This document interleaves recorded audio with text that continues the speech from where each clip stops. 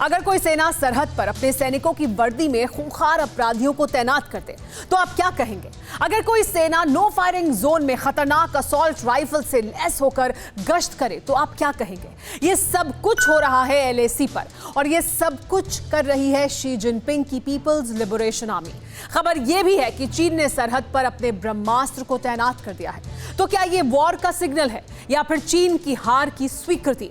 और किस इलाके में चीन भारत के रडार सिस्टम को जैम करने के लिए इलेक्ट्रॉनिक वॉरफेयर पर जुटा है, ये सब आज हम आपको इस रिपोर्ट में बताएंगे। लेकिन सबसे पहले देखिए कि आखिर एलएसी से लेकर पैसिफिक तक छिड़ने वाली वॉर में आज क्या बहुत बड़ा हुआ और कैसे चीन की हार की पटकथा लिखी जा रही है। युद्ध का माहौल बनाकर, भारत को जंग के लिए उकसाकर और सिर्फ 75 दिन में दो बार अपनी आर्मी की इज्जत गंवाकर चीन बहुत पछता रहा है। इस पछतावे के पीछे चीन का डर है, हिंदुस्तान से संभावित युद्ध हारने का खौफ है। अब चीन के पास छल, प्रपंच और साजिशों के अलावा कोई वॉर प्लान नहीं बचा है। आज टीवी9 भारतवर्ष पर आप एलएसी से लेकर गुआम तक चीन की सेना का डर और डर के साथ उसकी तैयारी के सबसे ताजा प्रमाण देखेंगे। ये तस्वीर देखिए, ये स्नाइपर है।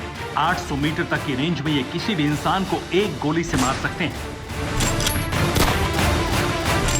एलएसी पर चीन ने अपने खतरनाक स्नाइपर्स तैनात कर दिए हैं। 13 सितंबर को चीन के सरकारी news channel China central television पर इन स्नाइपर्स का गुणगान किया गया। सूत्रों के हवाले से खबर है कि एलएसी के करीब के वे इलाके जो नो फायरिंग जोन में आते हैं, वहां भी शी जिनपिंग ने पीएलए के जवानों को ऑटोमेटिक वेपन्स के साथ में तैनात किया है, बेहद ही खतरनाक वेपन्स के साथ में, जो कि वॉर क्राइम है और ये दिखाता है कि जिनपिंग कितना डरे हुए हैं। 29 जुलाई का ये वीडियो चीनी सैनिकों के जहन में इस कदर चस्पा है कि पीपुल्स लिबरेशन आर्मी को एलएसी पर S-400 और HQ-9 मिसाइल डिफेंस सिस्टम तैनात करना पड़ गया। सरहद पार राफेल का खौफ ही कुछ ऐसा है। सोचिए जरा, अगर पुतिन ने चीन को S-400 मिसाइल डिफेंस सिस्टम ना दिया होता तो चीन कितना लाचार होता, कितना बेबस होता। खैर, ड्रैगन की इस तैयारी की हवा इस साल के अंत तक निकल जाएगी, क्योंकि भारत के पास भी S-400 आने वाला है।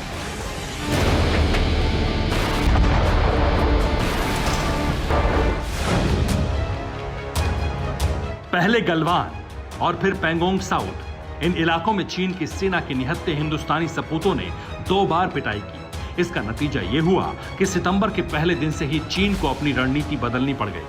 पीपुल्स लिबरेशन आर्मी के टॉप कमांडर रोजाना फॉरवर्ड एरिया में लगातार दौरे कर रहे हैं। एरिया ऑफ कॉन्फ्लिक्ट में चीन की ये तैयारी 2 इशारे कर रही है। पहला ये कि चीन को इंडियन मिलिट्री एक्शन का भय है और दूसरा ये कि एलएसी पर तनाव अभी लंबा चलेगा।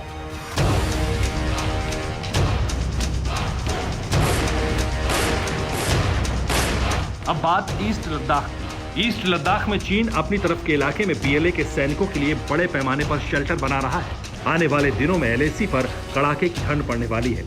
हिंदुस्तान के जवान तो इस ठंड को हंसते हुए और कबड्डी खेलते हुए सह लेते हैं। लेकिन चीन के जवानों को कुदरत की मार के काल से बचाने के लिए शी जिनपिंग ने पहाड़ी इलाकों में खास तौर पर शेल्टर्स को बड़े पैमाने पर उनका ऑर्डर दिया है, ताकि भारतीय सेना के बारूद से पहले कहीं कुदरत की मार ही उनको मार न डाले। अब बात चीन की खौफनाक साजिश पर सबसे बड़े खुलासे की। ये खुलासा ड्रैगन के दुलारे पाकिस्तान के एक बड़े नेता ने किया है। सिंध के पॉपुलर लीडर शफी बरफत का ये ट्वीट देखिए। इस ट्वीट में शफी ने लिखा है कि एलएसी पर चीन के सबसे खतरनाक क्रिमिनल्स और कैदियों को तैनात किया गया है। इन कैदियों को पीएलए की ड्रेस पहनाई गई है और खतरनाक हथियारों से लैस भी किया गया है। यह युद्ध के नियमों का सरासर उल्लंघन है, लेकिन ऐसा करके चीन ने भारत के पराक्रम का लोहा दुनिया को मनवा दिया है। पीएलए दुनिया की सबसे बड़ी आर्मी है, लेकिन अगर पीएलए को भाड़े के टट्टुओं की जरूरत पड़ जाए तो इसी से समझ लीजिए कि उनके भीतर भारतीय वीरों का कितना डर कायम है। ड्रैगन की वॉर प्रिपरेशन पर एक और चौंकाने वाला खुलासा हुआ है। खुलासा ये कि इलेक्ट्रॉनिक वॉरफेयर के लिए चीन ने तैयारियां तेज कर दी और इस तैयारी के लिए ड्रैगन ने अक्साई चीन के शहीदुल्लाह बेस को चुना है।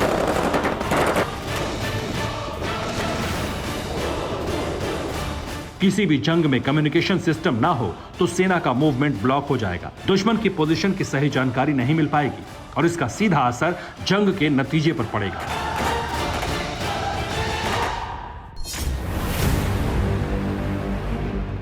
अब एलएसी से चलते हैं गुआम, वो द्वीप जहां पर अमेरिकी सेना की रूह बसती है। गुआम में अमेरिकी नेवी ने महायुद्धाभ्यास शुरू कर दिया है।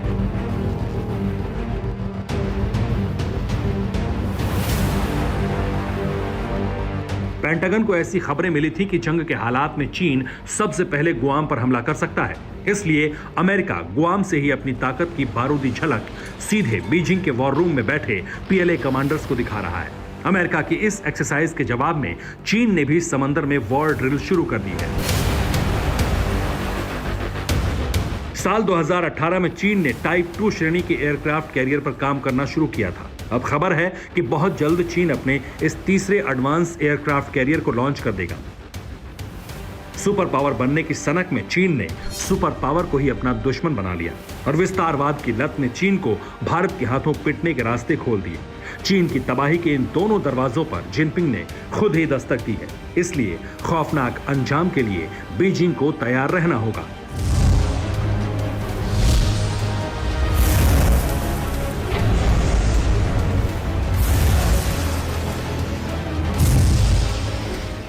Bureau report, TV9 Bharatvarsh.